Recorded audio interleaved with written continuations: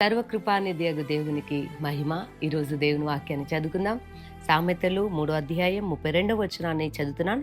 యథార్థవంతులకు ఆయన తోడుగా ఉంటాడు. దేవునికి మహిమ కలుగునుగాక. యథార్థవంతులకు దేవుడు తోడుగా ఉంటాడు. అవును, ఈరోజు నువ్వు యథార్థతను విడిచిపెట్టకుండా ఇదిగో యథార్థముగా జీవిస్తూ నీ దేవుని సన్నిధిలో కానివ్వండి, నీ కుటుంబంలో, నీకు ఇవ్వబడ్డ ఉద్యోగంలో, వ్యాపారంలో ఎక్కడ కూడా ఆ యథార్థాన్ని విడిచిపెట్టకుండా నువ్వు నడుస్తున్నావు కదండి. అయితే దేవుడు నిన్ను చూస్తూ ఉన్నాడు.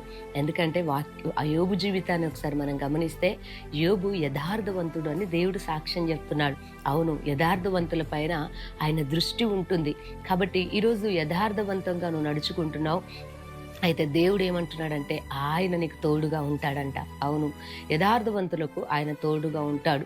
ఆయన తోడుగా ఉన్నప్పుడు దేవుని బిడ్డలారా, ఇదిగో మీరు ఆశీర్వదించబడతారు, మీరు వర్ధిల్లుతారు, మీరు విస్తరించబడతారు. మీ కార్యములన్నీ కూడా దేవుడు సఫలపరుస్తాడు. మీ ఆలోచన యావత్తు కూడా ఆయన సఫలపరుస్తాడు. దేవుని సన్నిధిలో యథార్థంగా నడుచుకున్న వారి జీవితాలను గమనించినప్పుడు, వారు ఏ పని పూనుకున్నా అది జరిగింది. వారు దేవుని సన్నిధిలో ప్రార్థించినప్పుడు ఆయన వారిని నడిపించాడు. కాబట్టి ఎక్కడ ఉన్నా దేవుని సన్నిధిలో కానివ్వండి, మీ ఉద్యోగ వ్యాపార పనుల్లో, కుటుంబంలో మీరు ఎక్కడ ఉన్నా మీ యథార్థతను విడిచిపెట్టకండి. దేవుడు మిమ్మల్ని చూస్తున్నాడు, మీకు తోడై ఉన్నాడు. ఆయన మిమ్మల్ని నడిపించబోతున్నాడు. మీరు చేసే ప్రతి ప్రార్థన దేవుడు ఆలకించి మీ జీవితాల్లో, మీ కుటుంబంలో ఆశ్చర్యమైన కార్యాలు ప్రభు జరిగించబోతున్నాడు. కాబట్టి మీరు వర్ధిల్లుతారు. దేవుడు మీకు తోడై ఉండి మిమ్మల్ని నడిపించబోతున్నాడు.